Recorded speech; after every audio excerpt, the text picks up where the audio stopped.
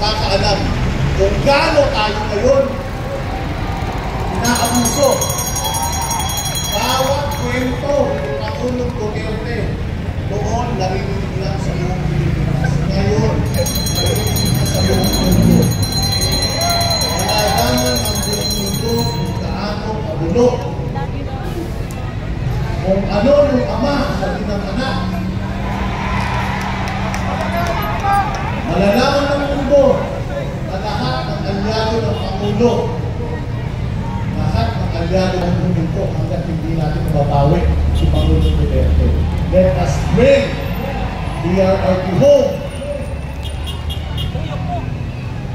Let us bring DRRT home. Napakadelikado din ang ginawa ng ating Vice Presidente. Alam natin na sinasama sa dyan. Pero hindi na alintana. Para sa ating lahat. Kaya dapat tayong lahat ng sakripisyo din. Maraming salamat sa inyo lahat na nandito. Hanggat naniniwala tayo, ay pag-asa tayo. Kaya kita natin sa kanila, mali-mali yung ginawa nila. Hulingan nila po. Maraming salamat. Maraming salamat, Boss Bala! Nagagawin na mga kababayan. Pero imbes na umalis, patuloy po tayong nadadagdagan. May ayuda ba dito? Sabi ko, may ayuda. May binayaran ba dito? Lahat ng mga hindi binayaran, isigaw natin ang pangalan ni Tatay Digong! Duterte! Duterte! Duterte! Duterte! Duterte! At bago po tayo magpapatuloy dahil patuloy po tayong dumadami mga kababayan, dire-request po namin ang may-ari po ng Ranger FAI 2665. Ranger FAI 2665. Pili po natin dahil nakaharang po ang sasakyan. Yan, maraming salamat din sa ating mga napakaraming vloggers ngayon. Dahil maliban sa nasyonal, nakalive din tayo sa kanila. Kaya napakalawak na coverage ng ating prayer ngayon para sa ating Tatay Digong. Ito yung mga vloggers na simula pa, sinuportahan na ang ating Pangulong Duterte. Kung sinisiraan ng mainstream media si Pangulong Duterte, nandyan naman ang mga vloggers para ilabas ang katotohanan. Sa mga sandaling ito, mamaya, marami pa tayong magsasalita dito sa inyong harapan. Lalo na ang mga pinagkatiwalaan ni dating Pangulong Rodrigo Duterte, mga senatoriable sa ilalim ng PDP laban, magsasalita din sila mamaya dito sa entablado. Pero bago mo na yan, tuloy-tuloy natin na idalangin. Dapat natin idalangin ngayon, lalo na ang pagbabalik sa ating dating Pangulo Rodrigo Duterte dito sa Pilipinas.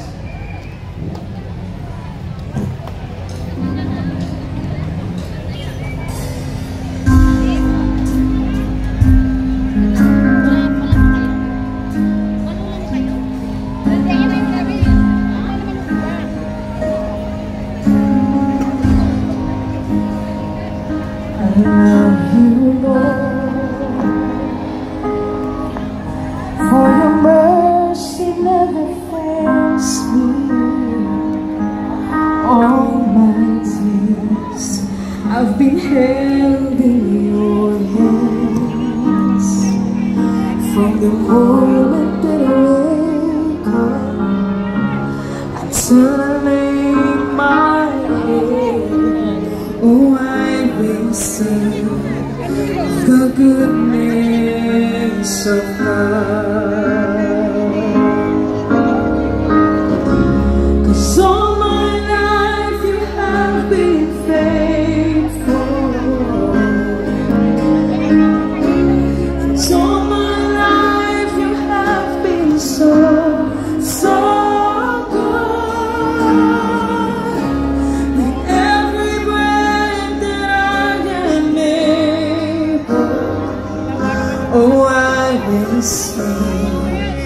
the goodness of God.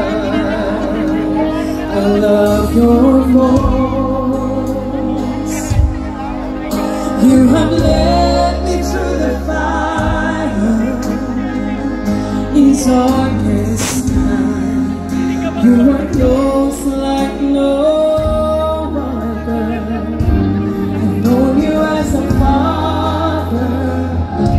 I've known you as a friend, and I have believed in the goodness of God. 'Cause all my life you have been faithful. And all my life you have been so good.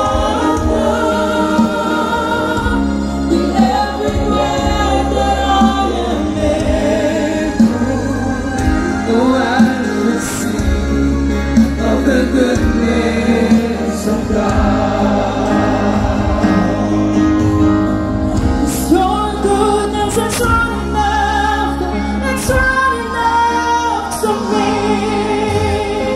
It's your goodness is running after, it's running after me.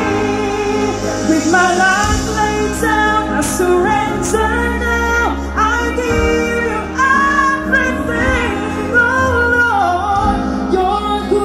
It's running after, it's running after me. It's your goodness, it's running after, it's running after, it's running after me.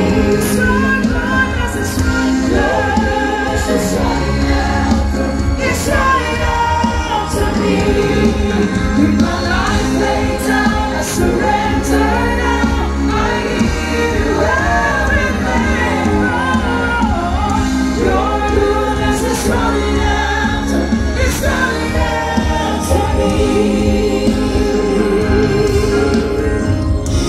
'Cause all my life you have been faithful. And all my life you have been so, so good. With every breath that I am able, oh, I will sing of the goodness of God. So my life you have been faithful. All of my life you've been faithful. All of my life you have been so, so good. With every breath that I am able, oh, I will sing of the goodness of God. Yes, I will sing of the goodness of God. Yes, I will sing of the goodness of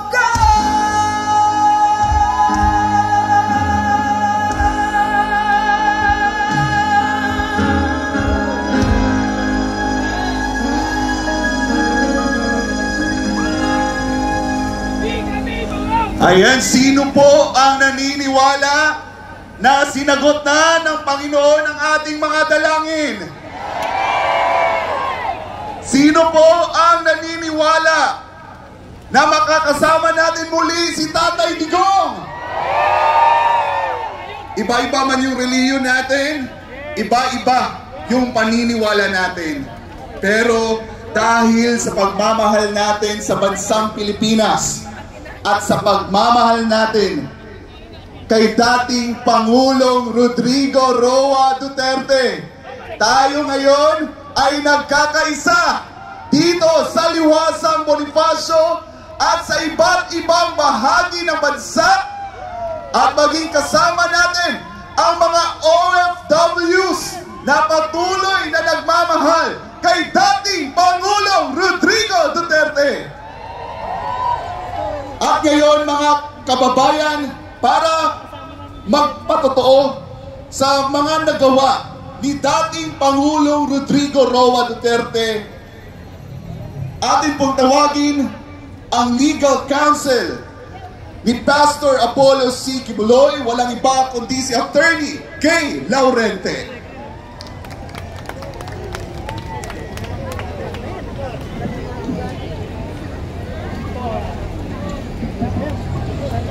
Magandang gabi po sa ating lahat. Magandang gabi, Pilipinas! Nag-aalala dahil kinuha po nila sa atin ang ating Tatay Digong. Tama?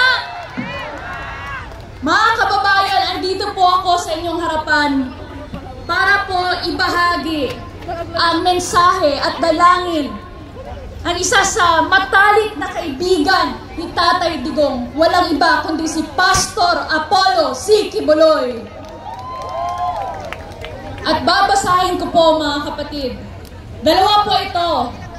Ang una po, to all my dear countrymen, mga kababayan, and especially to our former President Rodrigo Roa Duterte and family, Vice President Sara Duterte, Congressman Pulong Duterte, Mayor Baste Duterte, Kitty Duterte, and Hanilet Abansenia, I deeply empathize with what you are experiencing now. I am horrified by the news of what transpired at Villamor Air Base, where Tatay Digong was reportedly held and coerced to fly to the Netherlands against his will, to face a trial that the world knows is not necessarily legal. I also sympathize with the anguish of his family, who were vastly outnumbered by a phalanx of uniformed police officers, accompanied only by two lawyers, Attorney Delgra and Attorney Medialdia, and ultimately separated from former President Rodrigo Duterte. Mga kababayan, it has not been long since KOJC endured a terrible ordeal on June 10 and August 24 to September 8, 2024 during the 16-day siege of KOJC compounds.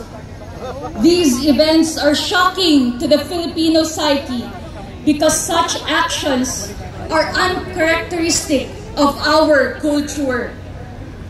This lack of compassion, respect, honor, and dignity displayed by our law enforcers is profoundly un-Filipino. As a former president, Tatay Digong pursued criminals to protect the Filipino people. Under his leadership, we experienced relative peace and order. The economy thrived, citizens felt secure, and law-abiding Filipinos like us were happy and grateful. Illegal drugs were curtailed. Criminals and drug addicts lived in fear, and we could walk freely at any time of day or night. It is utterly un-Filipino to treat him with disrespect and strip him and his family of their dignity. For God's sake, he was the former president, and his daughter, the current vice president, is also being treated poorly. Unlawfulness and illegality seem to dominate today's landscape. I am praying for divine intervention to protect us not only from criminals, but also from those in power who should be using their authority to safeguard the Filipino people instead of oppressing and persecuting them. Let us all pray for peace, love, and compassion to reign in our beautiful land once more, a land where law-abiding and God-fearing citizens feel safe and protected by the authorities we elected in the office.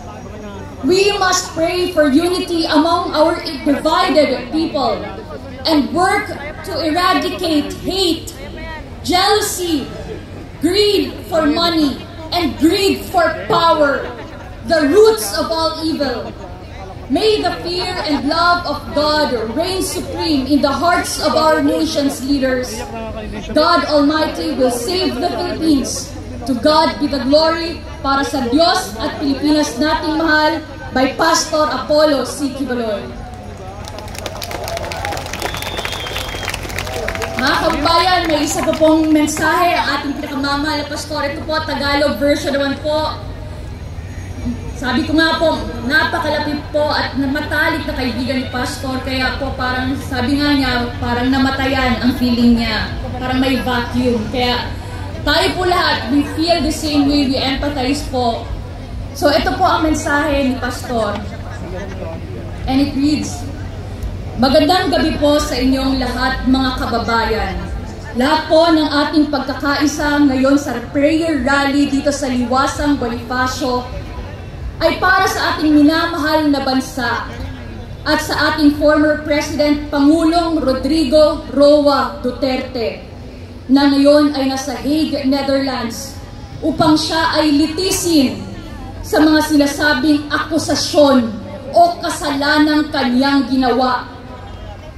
Para sa ating mga nagmamahal kay Pangulong Duterte, ang lahat po ng ginawa ng ating mahal na Pangulo ay para sa kapakanan ng bansang Pilipinas upang tayo ay mamuhay na matiwasay, masagana, mapayapa, at punong-puno ng katahimikan ang ating buhay na walang ikinatatakot na masama, sapagkat siya ang umako ng responsibilidad ng ating bansa na tayo ay kanyang bigyang proteksyon sa lahat ng mga masasamang elemento, masasamang tao, masasamang bisyo tulad ng droga at masasamang epekto ng bisyong ito na nagdudulot ng krimen.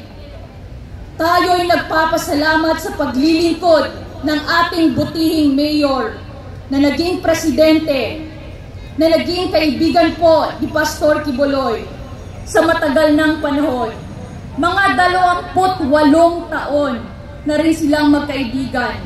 Noong prosecutor siya, vice mayor, hanggang naging mayor, congressman at naging presidente ng ating bansang Pilipinas na nagmula sa Davao City. Kilala po ni Pastor ang ating butihing former president and former mayor ng Davao City. Isang taong tunay na nagtatrabaho para sa gobyerno. Talagang tinotohanan niya. Hindi siya nakatikim ng magandang ayos ng buhay dahil siya ay matapat sa kanyang sinumpaang tungkulin na hindi siya magnanakaw sa anumang pera ng gobyerno na ipinagkatiwala sa kanya. Walang naidagdag na anumang poste sa kanyang bahay si Pangulong Duterte. At hindi siya kailanman nakasakay sa Mercedes-Benz. Hindi po nagmay-ari ng anumang marangyang sasakyan si Pangulong Duterte o marangyang buhay sa Manila man nung siya ay presidente o sa Davao City man nung siya ay mayor dito. Ganyan po dedikado at committed ang ating Pangulong Duterte at sa kanyang panunungkulan para sa ating bansa. Kaya tayong lahat ay napamahal sa kanya. Tama? Lalong-lalo na nung siya ay naging presidente upang pamahalaan ang buong bansa ng Pilipinas with 115 to 120 million Filipinos. At itinaya niya ang kanyang karangalan, ang kanyang buhay upang ang mga krimen dulot ng drugs, mga drug addict, mga drug pushers na naglilipana upang sirain ang future ng ating kabataan ay kanyang sinawata. Kanya itong hinarap at pinuksa para sa ating katahimikan, para sa ating kapayapaan, sa ating kasaganaan, at sa ating proteksyon. Ngayon, mga puso natin ay nagdadalamhati sapagkat tinraidor po siya ng ating bayan, ng mga namumuno, at ng mga dapat pagkatiwalaan ng mamamayan. Alam po ninyo, ang ICC ay hindi natin binoto. Ni isa sa kanila ay walang botong tinanggap sa atin. Sila po ay mga puti, nasa Europa, at wala silang katuwiran na hatulan ang ating mahal na Pangulo. At kung bakit siya ay pinilit na dinala doon sa ibang bansa, sa Hague, Netherlands, upang litisin, it's beyond me sapagkat para sa akin, iyon ay illegal. Sapagkat ang pinaglilingkuran niya ay hindi naman ang mga puting ito. Ang pinaglilingkuran niya ay ang 120 million Filipinos at tayo ang bumoto sa kanya at sa atin siya dapat managot. Ngayon, ang focus po ng ating dalangin ngayon ay ang ating former President, our beloved President Rodrigo Roa Duterte, na tinangay. Ito ay isang kidnapping because he was taken away without a proper procedure at labag sa kanyang kalooban. Hindi po dinaan sa mga pamamaraan ng rule of law ng ICC or ng ating bansang Pilipinas. So, it's akin to kidnapping or extraordinary rendition na sinasabi ni Pastor. Kaya't manalangin tayo na babaliktad ang mga desisyon ng ICC. Hindi naman natin to binoto upang hatulan ang ating Pangulong ibinoto. So, ipanalangin po natin maabswelto lahat itong mga pinaggagawa nila. Technically po, talagang hindi po dapat na manatili doon na matagal si Pangulong Duterte. Kailangang iuwi na nila dito ang ating Pangulo. Manalangin po tayo! Kaya ang ating prayer for Tatay Digong is, bring him home! Bring him home! Bring him home! Bring him home! Bring him home! Kailangang maibalik na siya dito. Dudulog tayo sa ating Panginoong Diyos. Gagawa siya ng paraan upang ang ating Tatay Digong ay maibalik dito sa kanyang bansang sinilangan. At dito niya ialay ang kanyang buhay. Inialay ni Pangulong Duterte ang kanyang buhay dito at dito niya ibibigay ang kanyang huling hininga kung siya ay makabalik na. Kaya ito ang ating mga dalangin ngayon para kay Tatay Digong na siya ay maibalik kaagad-agad dito sapagkat puro mali po ang procedure ng gobyerno na pinagtaksilan siya at ang ICC na hindi naman talaga ayon sa kanilang mga pamamaraan. Anong silbi ng ating mga korte dito? Dahil lang siya ay malakas? Dahil lang si Pangulong Duterte ay mahal pa rin ng mga tao? Almost all Filipinos, kaya't ginaganito po siya? Kaya't idalangin po natin makabalik siyang muli. At sa ating dalangin ito, masinsingang dalangin para sa kanyang kalusugan, sa kanyang buhay at proteksyon ng mga anghel. At maibalik siya ng may kalakasan sa kanyang pangangatawan. Makita pa natin siya ay buhay na ibabalik dito, iyon ang ating matindi at masinsinang mga dalangin ng pagkakaisa. Mga kababayan, para po sa ating mga God-fearing and law-abiding citizens, mahal na mahal po natin si Pangulong Duterte sapagkat ginawa niya ang kanyang tungkulin. Ngunit sa mga drug addict, sa mga kriminal, sa mga drug lords, para sa mga drug pushers, para sa mga CPP, NPA, NDF na pumapatay na walang habas. Si Pangulong Duterte ay naging kalaban nila at ginagawa pang narrative na sila ay mas mabuti kaysa sa ating Pangulo at ngayon ay lumugar sa panahong ito.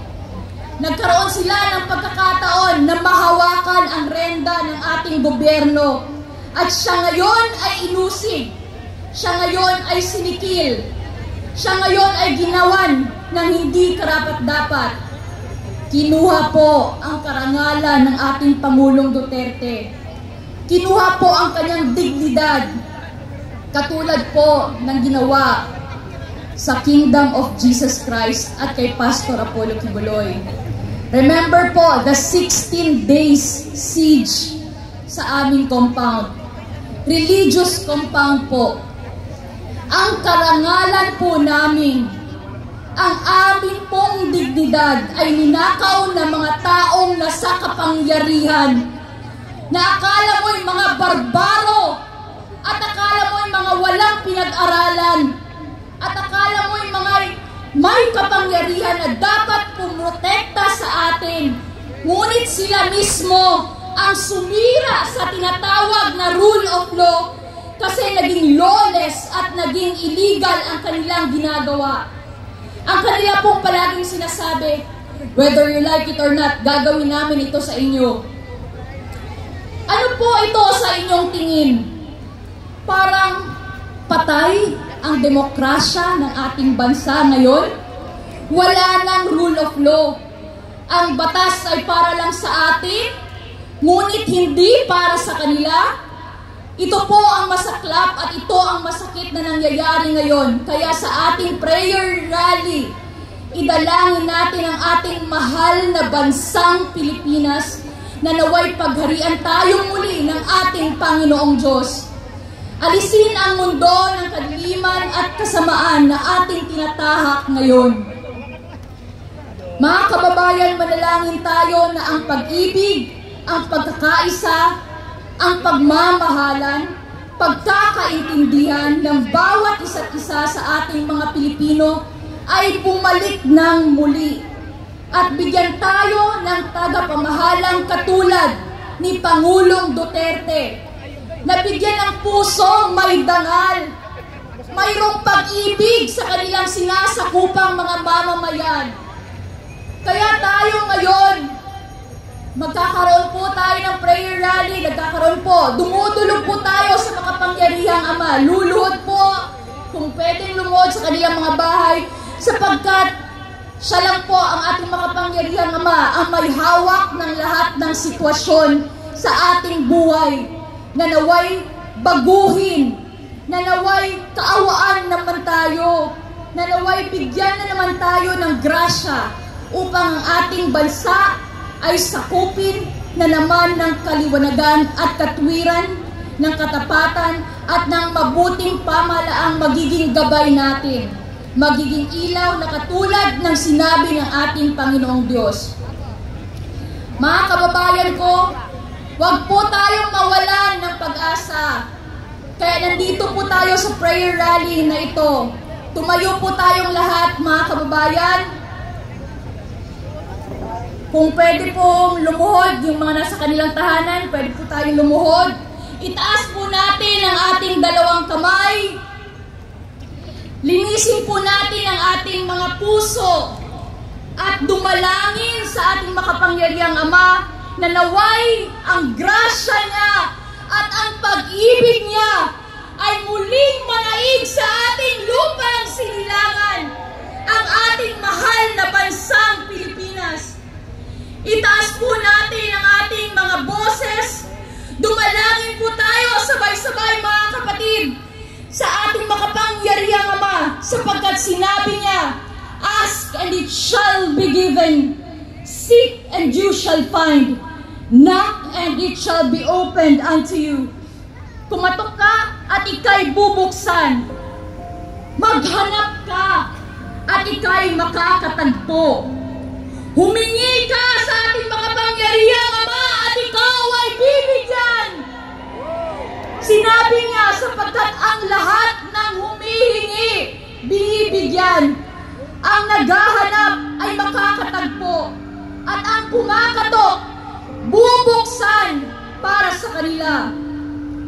Kaya ngayon tayo ay humihingi sa ating Amang makapangyarihan ng kapayapaan, ng katuwiran, at mabuting pamamahala sa ating bansa.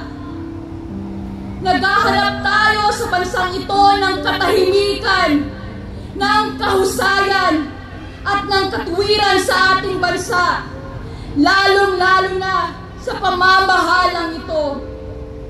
At tayo po ay kumakatok sa kaharian ng Diyos sa mga sandaling ito.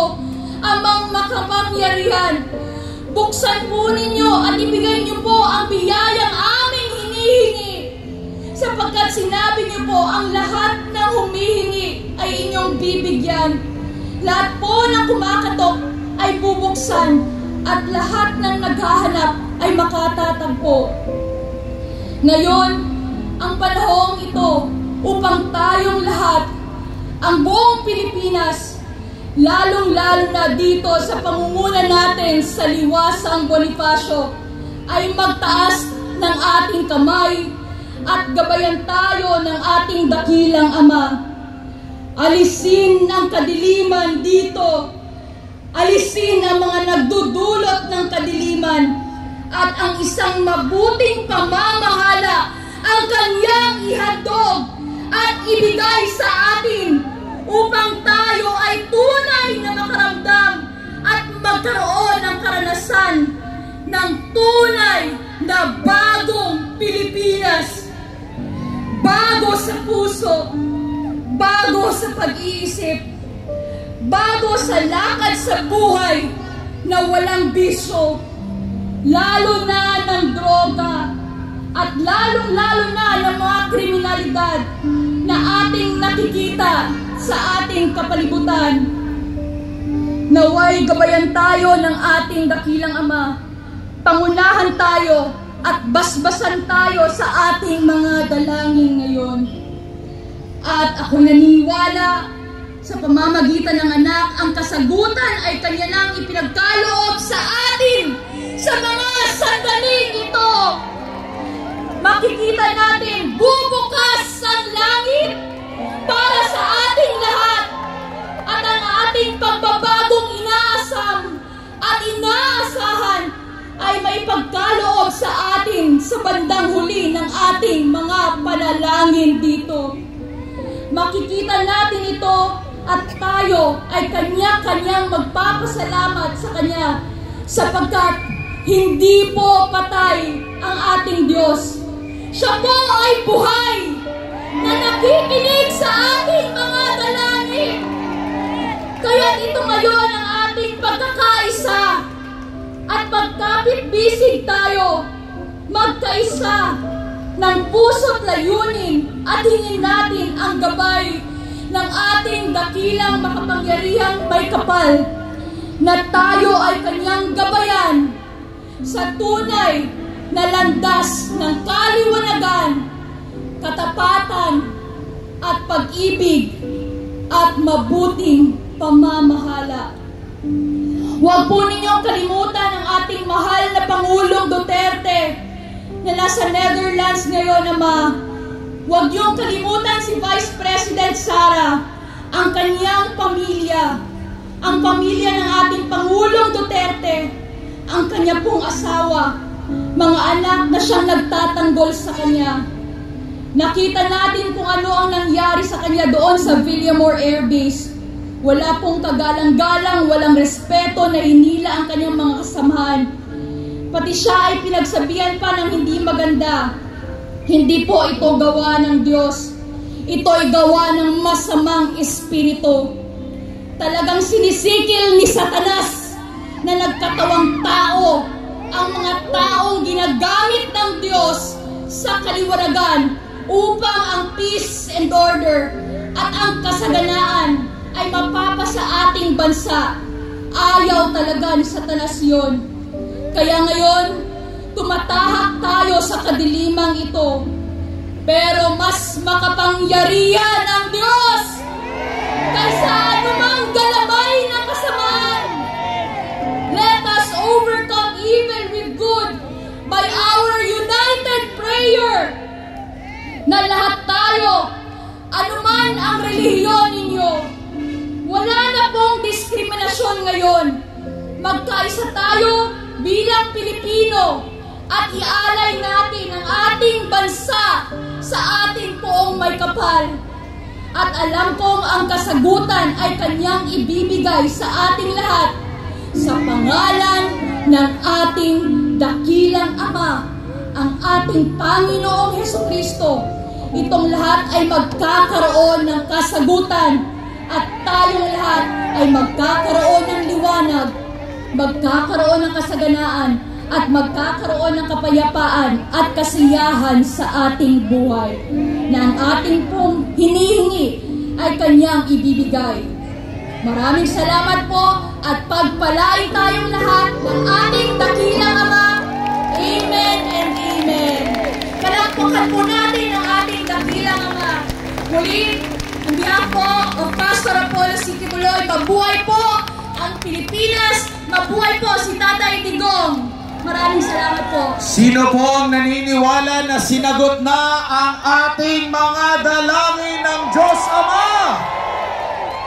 Paniwalaan po natin mga kababayan ang ating mga dalangin. Sa mga sandaling ito, sino po ang nakakaalala sa tugtog tuwing papasok po si Tatay Digong pag tinatawag na siya? Ano ang titulo ng kantang yun? Ipaglalaban ko. Tayo ay pinaglaban din ni Tatay Digong. At ang may likha ng kantang yun ay makakasama natin ngayong gabi. Ang OPM legend, walang iba kundi si Freddy Aguilar.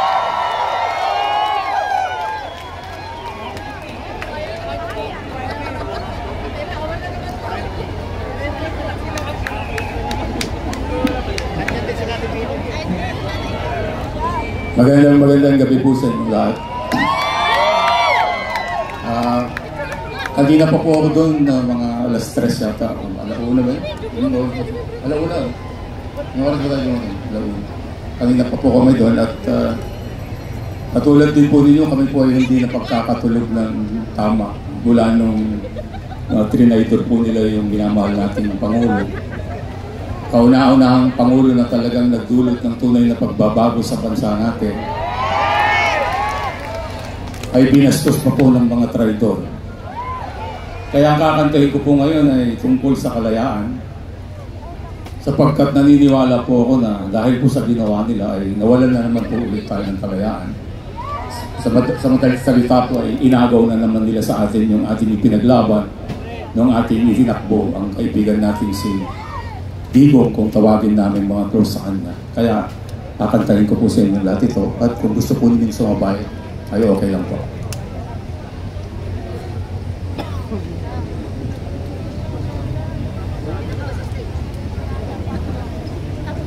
Ang bayan kong Pilipinas, lupain ng hinto't bulaklak, pag-ibig ang sa kanyang palad, nag-alay ng ganda't dilag, at sa kanyang yumi at ganda, dayuhan ay nalina. Bayan ko, biniyak ka, nasaglak sa dusa. Ibon mang malayang lumipat, kulungin mo at umiyak. Bayan ka, kayang sakdal ilan, ang di magnasang makaalpas. Pilipinas kong inutya, pugad ng luha ko't dalihan, aking artika, makita kang sakdalay na. Ibon mang may layang lumipat,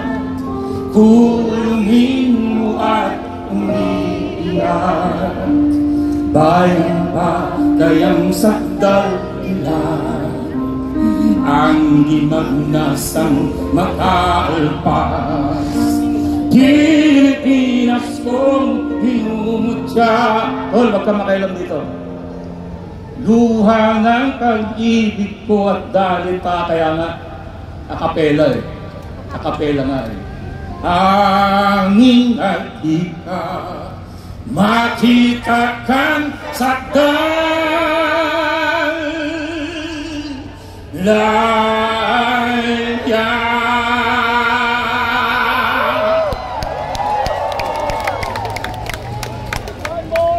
Mabuhay si Pangulong Rodrigo Duterte!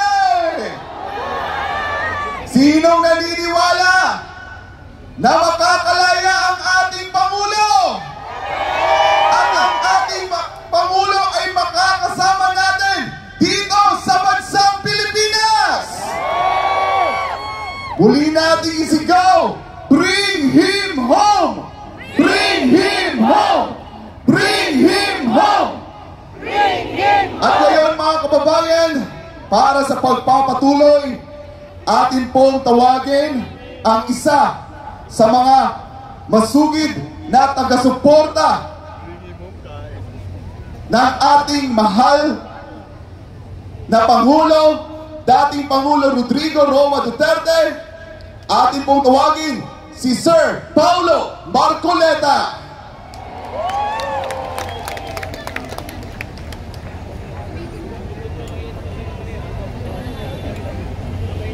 Magandang gabi po sa inyong lahat, mga kababayan.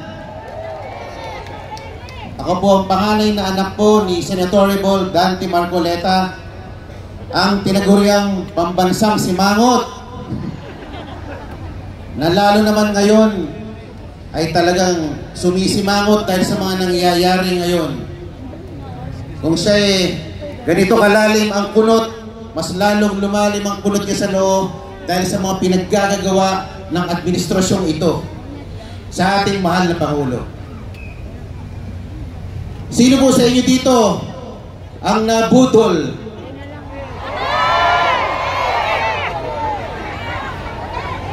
Malamang karamihan sa inyo dito ay nabudol noong 2022. Noong nagkaroon ng BBM Sara Tandem Unity Team.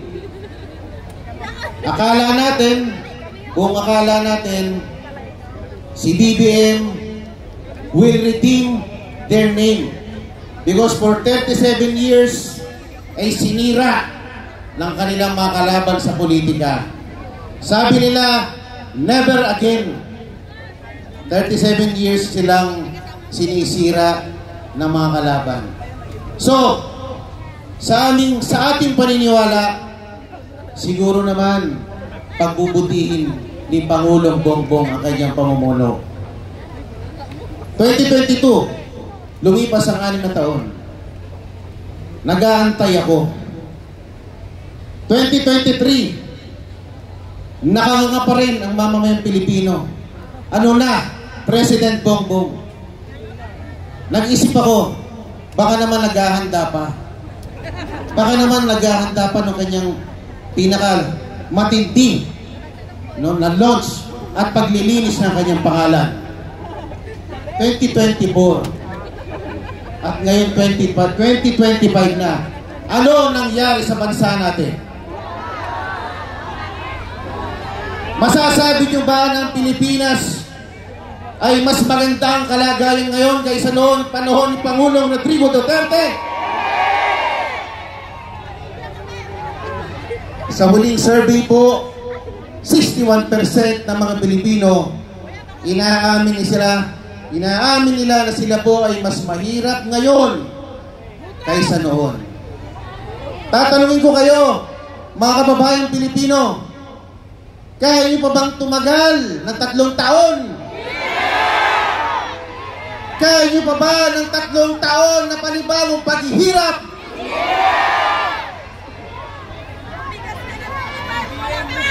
Akala kasi niya, popular siya nung nanalo siya ng 2022. Hindi niya alam Nanalo lang siya dahil siya ay umangkas kay Sara Duterte.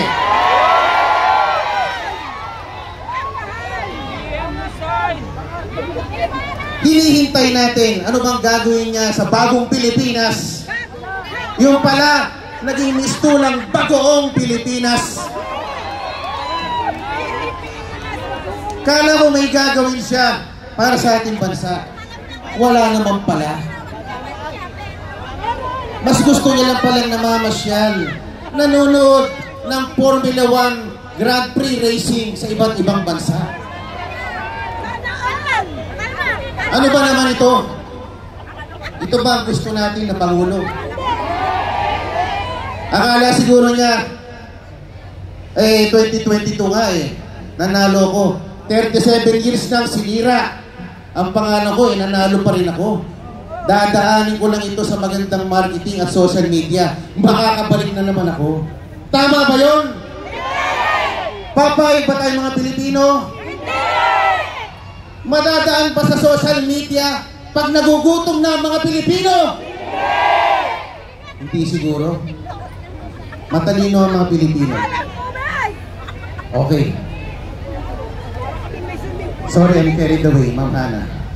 Ang sasabihin ko lang po, gaano man kadilim ang panahon ngayon, hindi mananaig ang masama hanggang sa dulo. Sa huli, magtatagumpay ang katwiran at kabutihan. Maniniwala ba kayo na sa dulo ay lalaya din ng ating pinakamamahal na Pangulo ng bansa na si Pangulo Duterte? Ako po, bilang isang simpleng mamamayan, nananawagan po sa mga kawani ng gobyerno, sa mga pulis na nagbabantay sa atin ngayon, at sa mga kasandaluhan ng Pilipinas. Your loyalty belongs to the country and the Constitution. Ipaglaban nyo ang kapakanan ng bayang Pilipinas. Itaguyod nyo ang kapakanan ng mamayang Pilipino. Magandang gabi po sa inyong lahat at maraming salamat po. Maraming salamat, Ginoong Paolo Marcoleta. Sa mga sandaling ito, isa pa sa mga supporter ni Tatay Digong ay mangungusap sa atin. Tawagin na natin si Binibining Kathy Binag.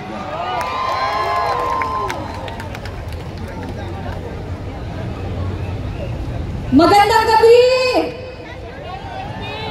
Magandang gabi po. Maraming salamat po sa pagpunta niyo dito bilang suporta sa ating mahal na President Rodrigo Roa Duterte. Dalawa lang po ang gusto kong sabihin. Kasi ako po ay biktima also ng addict. Hindi ko ho maintindihan na kung bakit ang ating mga leader or yung iba ang pinaglalaban is yung mga kriminal at addict.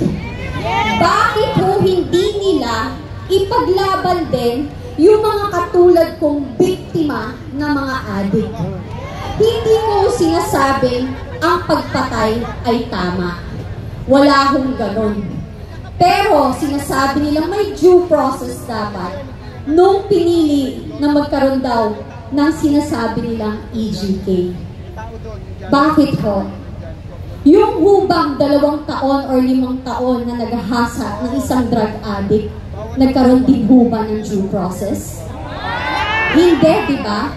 Yung ordinaryong mamamayang Pilipino, estudyante, nag-graduate sa kolehiyo, pinatay ng addict, may due process? Wala, di ba?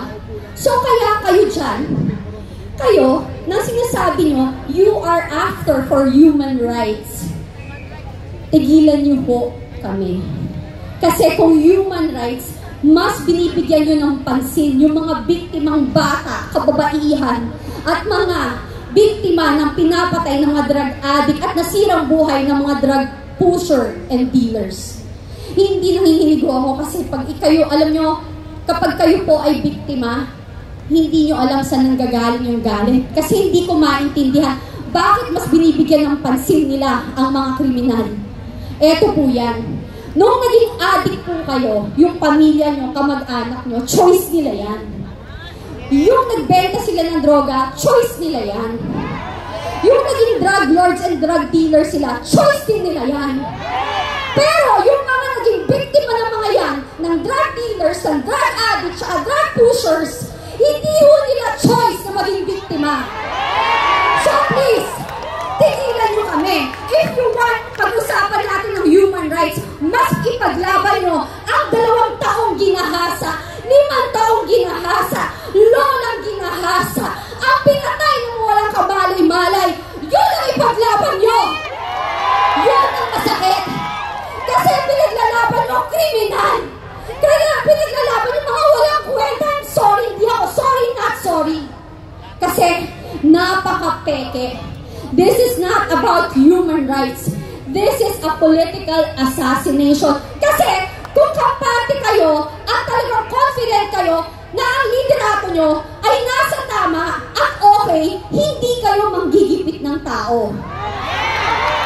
Alam nyo, ang naaayon na mabuting leader ay hindi magkukos ng gulo.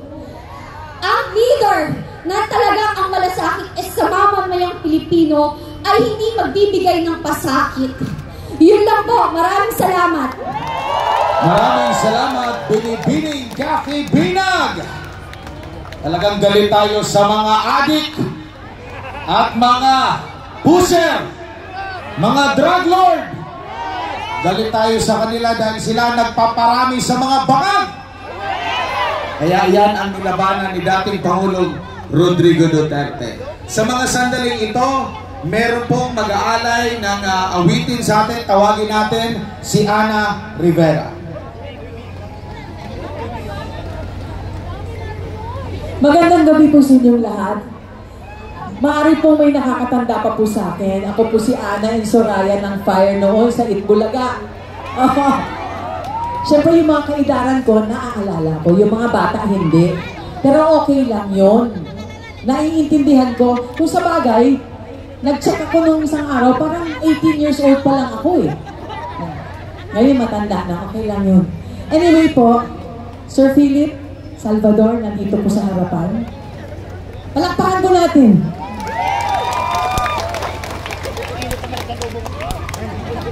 Tsaka si Sir Lambino. Palakpakan po natin.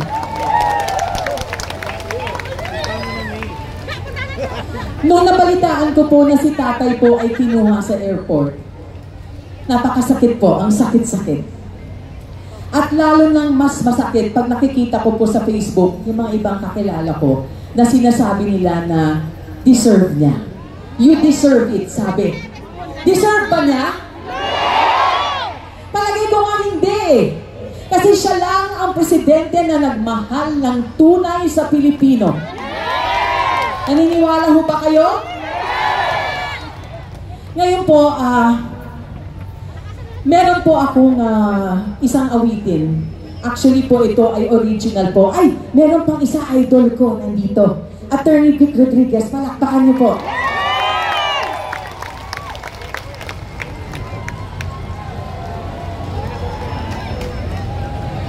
Yung po sinasabi ko po kanina, meron po akong composer na batikan na composer po na naglikha nitong kanta na to. Kaya first time lang po ninyo maririnig ito. Okay lang ba? Suportahan nyo ako? Kasi hindi nyo pa kasi naririnig. Baka hindi nyo magustuhan. Pero sana magustuhan ninyo. Dahil itong awitin na ito po ay para sa ating bayan at para sa pinakamamahal nating tatay, Digong. At kung pwede lang po, hihingi lang po ako ng pabor. Pwede ho bang patayin natin ang ilaw at itaas natin yung mga cellphone para yung liwanag ng cellphone natin makarating sa Netherlands at maramdaman ni tatay yung pagmamahal natin sa kanya. Ito na po yung awitin ko. Sana po magustuhan nyo. Salamat po. Ito po ay handog ng Reforma Pilipinas sa pamumuno ng pinakamagandang Vivian Velez. Vivian Dela, salamat po. Palakpakan po natin. Okay?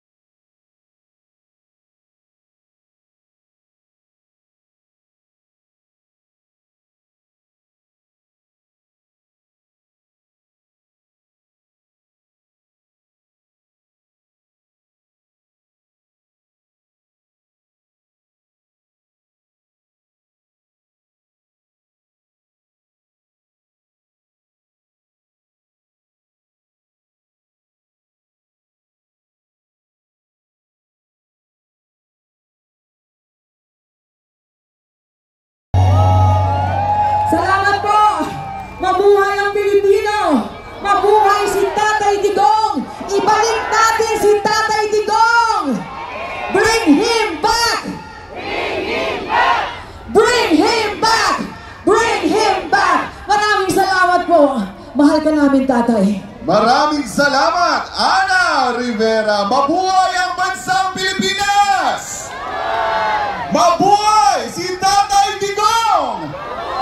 At bago po tayo magpapatuloy, muli po namin pananawagan ang may-ari po ng mga sasakyan na AAP 1783, AAP 1783 at UWK 912, UWK 912. Ano po natin dahil nakaharang po sa driveway. At para po mangusap sa atin, isang batikan na aktor at kilalang taga-suporta ni dating Pangulong Rodrigo Duterte.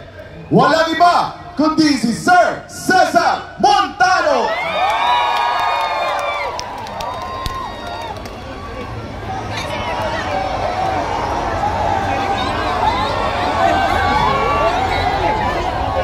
Ito na po yung panahon na nayuyurakan na ang ating karapatan.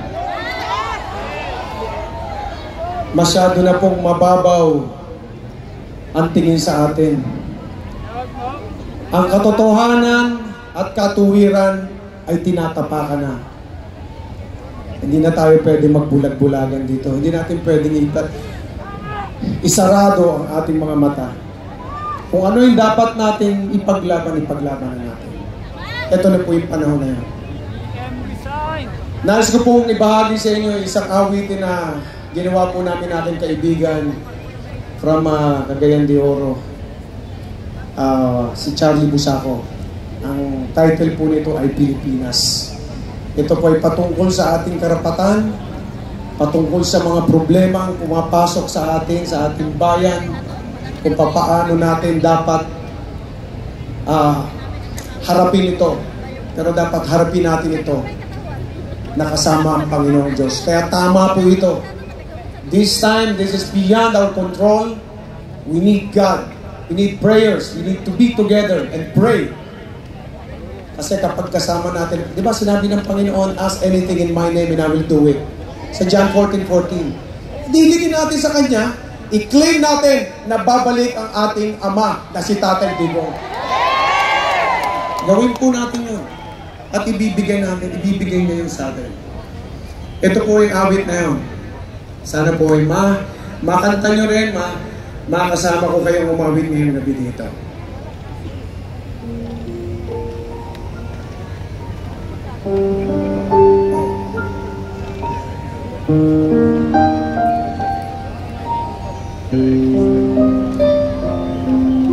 Sa hirap ng ating panahon ngayon, may mga katanungan na walang kasagutan. Araw na lang gumagawa ng paraan, maiahon ng pamilya sa kahirapan. Kumakayon kahit kumakalamang tiyan, dugot pawisan siya, tanging punan. Pilipinas, bumangon ka, sulong ang iyong karapatan. Pilipinas, lumaban ka, sa talino at galing, tagumpay ay mararating. Pilipino,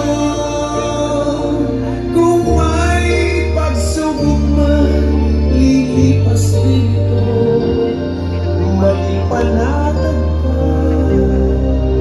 Diyos ay kasama.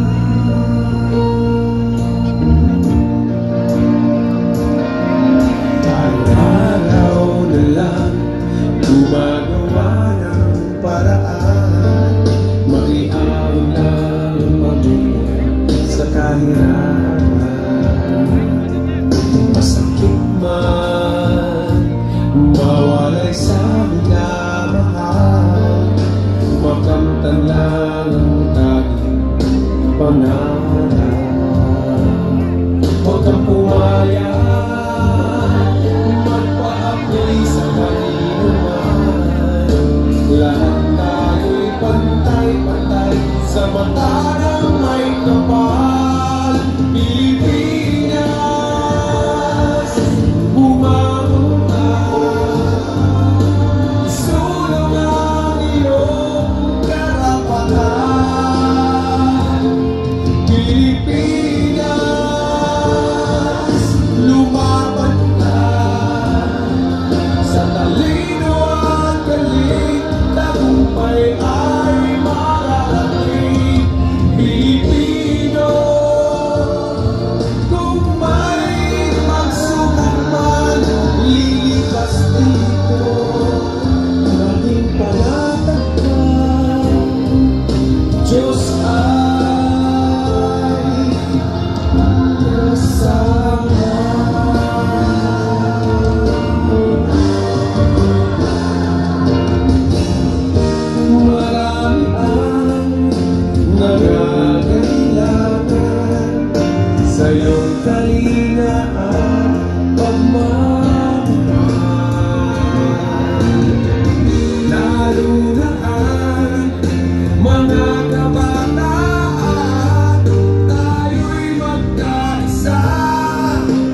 ngayon at kailanman.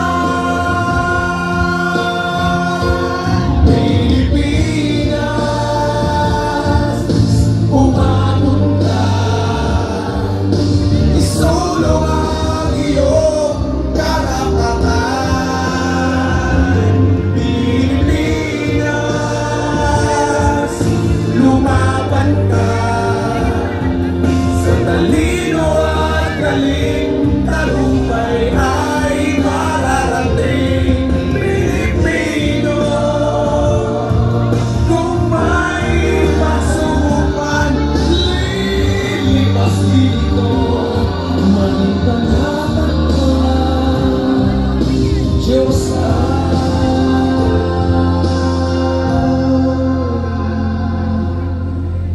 kasama.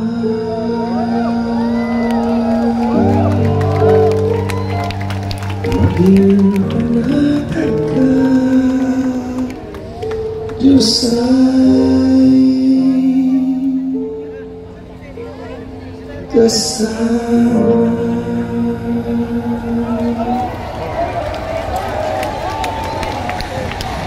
Duterte! Duterte! Duterte! Duterte! Duterte! Tandaan niyo po, ang pangako ng Panginoon, I will never leave you nor forsake you. Kaya hindi po tayo iiwan. Kapag katuwiran, katotohanan po ang pinaglalaban natin, kasama po natin siya. Okay, let's pray together. Mga boss, ito mga susuportahan natin. Ayan, Kuya Jimmy, nandito. Kuya Ipe ba yan? Love you, Kuya Ipe. Parang 26 years old ka lang. Bagets na bagets. Huwag niyo po kakalimutan na may Kuya Buboy Cesar Montano nagmamahal sa inyo. Eto, tapos na yan sa Panginoon. Nakabalik na ang ating tatay Digong dito. Nangyari na yan because we claim it tonight. Amen! Maraming salamat, Ginoong Cesar Montano. Talagang mananaig ang kabutihan. Naniniwala ba kayo niyan? At dadaigin nito ang kasamaan. At para magbigay pa sa atin ang patungkol dito, mga kababayan, tawagin natin ang founding president ng Shunammite Ministry, si Bishop Favor Blancas. Palakpakan po natin si Bishop. Lahat ng naniniwala sa pagbabago, sumigaw ng malakas. Parang yung sigaw nyo, hanggang lang yata yan sa Japan. Kailangan yung sigaw mo hanggang Netherlands. Malakas! Sabihin mo nga, mangyayari. Isa pa! Isa pa! Sabihin mo sa katabi mo, maniwala ka na. Alam nyo, may kasabihan sa salita ng Biblia. Sa aklat ng Proverbs 29 verse 2, nang sabi, when the righteous are in authority, the people rejoice. Masaya ba kayo? Sa panahon ng ating Tatay Digong? Ako, parang hindi ako makumbinse. Parinig natin ng malakas. Pero totoo din itong karugtong ng sabi ng Biblia eh.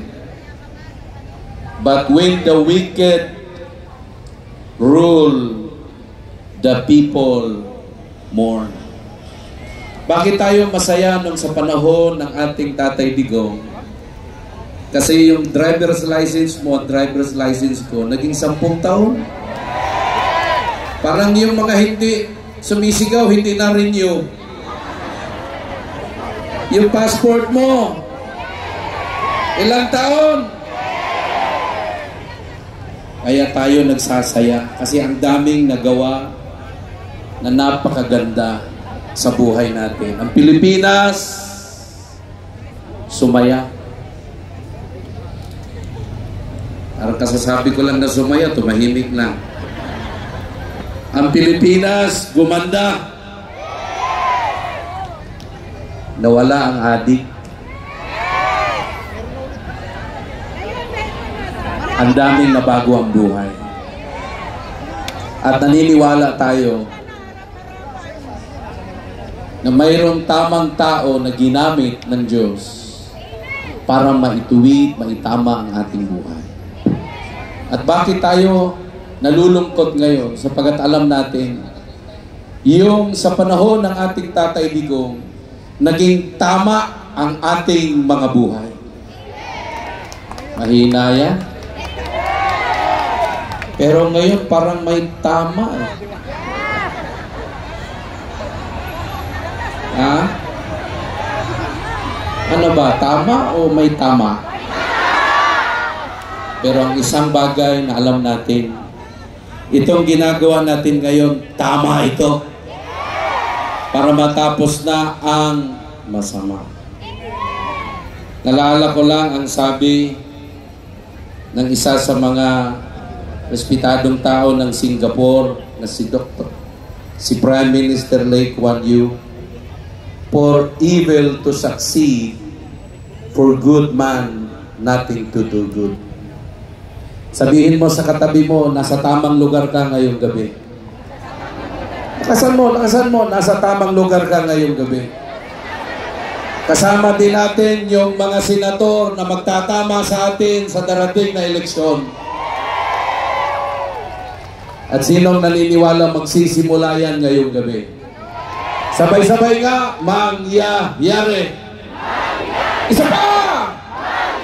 Last! At ang higit sa pinakamakapangyarihan sa lahat ng salitang yan ay ang ating panalangin. Para tayong may Jericho na pinapasok. Lagi po sa Biblia, mayroong Jericho. Yung mga Israelita, nung sila'y papasok na sa Promised Land na sana yun eh. Malapit na tayo sa Promised Land eh. Ang problema, may Jericho pang humarang eh. Siya yung may pinakamakapal na pader upang siya yung haharang sa tagumpay ng mga Israelita. May pader na humarang para sa tagumpay ng Pilipinas. At ngayong gabi, alam natin na iyang makapal na pader ng kahirapan, korupsyon, at makapal na pader ng kawalan ng pag-asa ng maraming Pilipino magigiba sa panalangin. Ang sabi ng Biblia sa aklat ng Mateo 18:19, kung may dalawa dito sa lupa na magkakaisa sa paghingi sa anumang panalangin, ipagkakaloob ng aking Amang nasa langit. Sobra-sobra tayo sa dalawa ngayong gabi. At alam natin na yung hihingin natin ngayong gabi at idideklara ay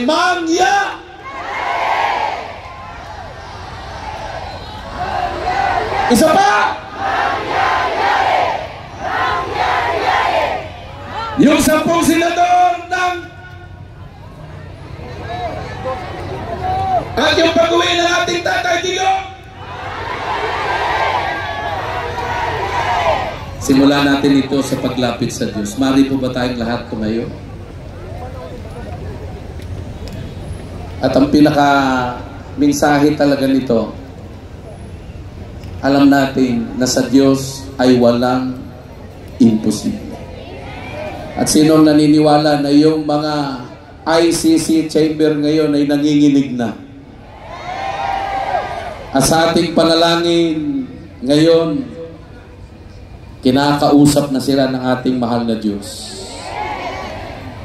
At habang tayo po ay dudulog, maaari ba tayong magtaas ng ating mga kamay? Manalangin tayo. O dakilang Diyos na may likha ng langit at lupa. Ngayong gabi, dumudulog kami upang ihandog sa iyo ang aming mahal na Ama ng bayang Pilipinas, kasama ang Vice Presidente ng Pilipinas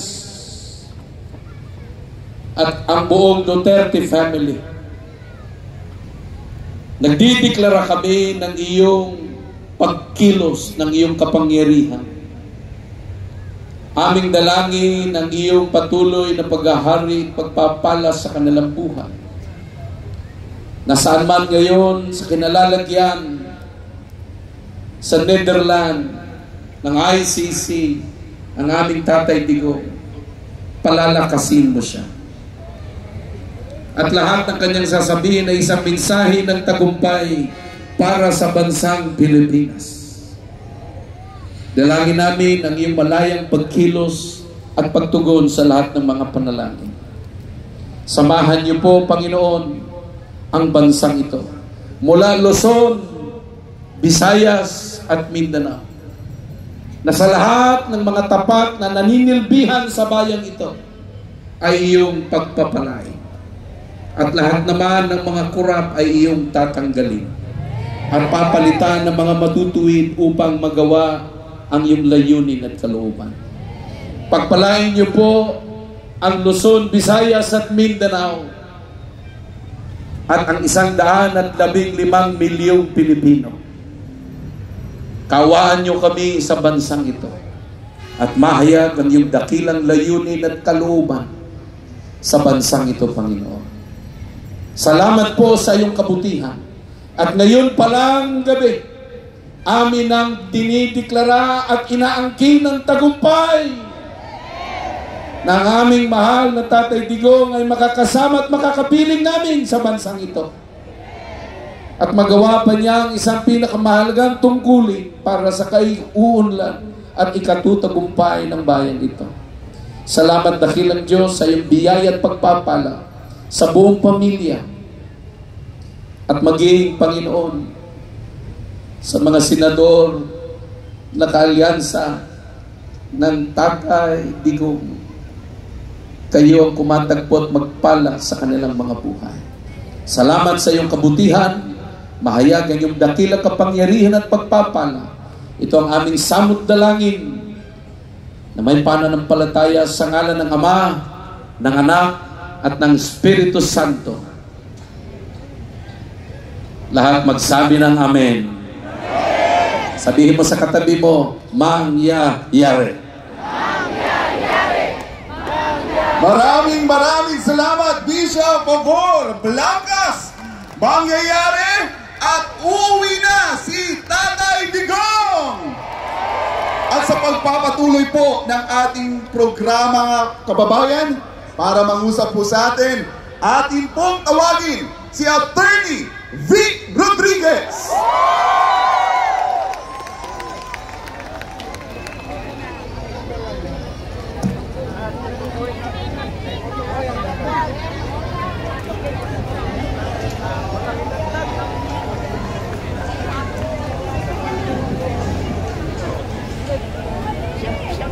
Maraming salamat at magandang gabi ho sa ating lahat.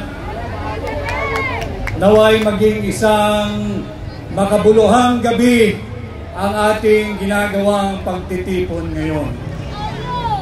Alam kong mabigat ang kalooban nating lahat. These past few days, talagang mahirap. Emotionally, physically, mentally, and intellectually draining ang pinagdadaanan nating lahat. Subalit, napakinggan natin ang mensahe ni Pangulong Duterte through our Vice President, Inday Sara Duterte. Nakausap ko ng personal si Mayor Baste Duterte nung nakaraang Thursday at nakitaan ko sila ng katatagan. Nais ko lang siguro ipahatid sa inyo ang naging mensahe ni Mayor Baste nung kami nagkaharap. Hindi ngayon ang panahon upang pumatak ang ating mga luha. Ngayon ay panahon upang tayo'y magsama-sama at higit maging matatag. Ngayon ay panahon upang tayo'y magsama-sama at huwag magpapasindak. Alam ko ang nasa kalooban at isipan ninyo. Mahirap talaga maunawaan. bakit isinuko o inihandog ng sarili niyang gobyerno sa naglalaway na banyaga ang dati niyang Pangulo.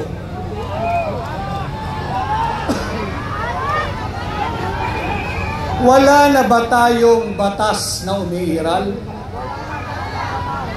Wala na bang saligang batas? Sarado na ba ang lahat ng antas ng korte sa Pilipinas? Bakit kinakailangan nating ialay si Pangulong Duterte sa korte ng mga naglalaway na banyaga? And just like all of you here today and in any other many parts of the Philippines, nakasama natin, binanggit kanina ni Pastor in Proverbs 29 verse 2. Tama po yun. Kung matiwasay ang namumuno at pamunuan, ang kanyang pinamumunuan ay nagdiriwang. Subalit bakit tayo naririto ngayong gabi? Sapagkat nasusulat din yan, pagbaluktot ang namumuno, nagluluksa ang kanyang sinasakupan. And tonight, I am here not as a candidate. Let's forget about it now. I am here like you bilang Pilipino. Ako'y bilang abogado at katulad ninyong lahat, ako'y naririto bilang isang maisog na Pilipino.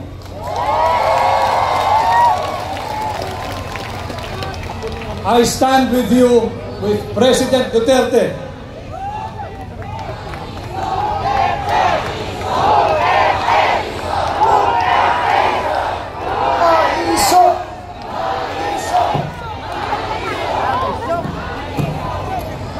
Kasama ninyo ako sa ating ginagawang panalangin. Bahagi din ako ng local defense team ni Pangulong Duterte. Subalit, I think it is more and beyond legal now. Kaming mga abogado, we can only do so much. And I tell you, Filipino people, itong labang to, hindi abogado ang magpapanalo rito. Taong bayan kayo ang magpapanalo rito!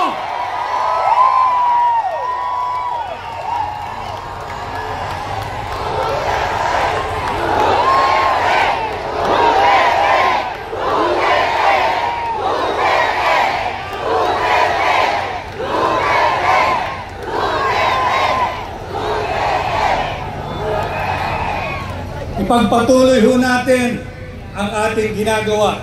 Kung ilang araw, linggo o buwan ang darating, itong ginagawa nating payapa at malayang pagsasaad ng ating saloobin. Patuloy tayong magsama-sama, patuloy tayong mag-ingat.